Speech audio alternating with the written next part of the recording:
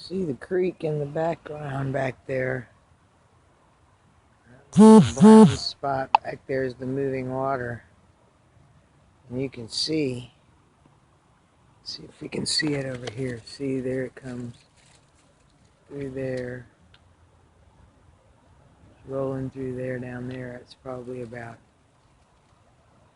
10 feet down the bank, and then another 7 or 8 to the fence line. And it was all the way, see how all that's laying down there now?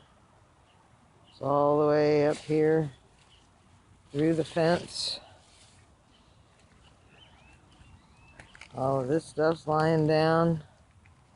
So it was 10 feet up the bank, another 8 feet to the fence, and then another good 6 feet inside the fence.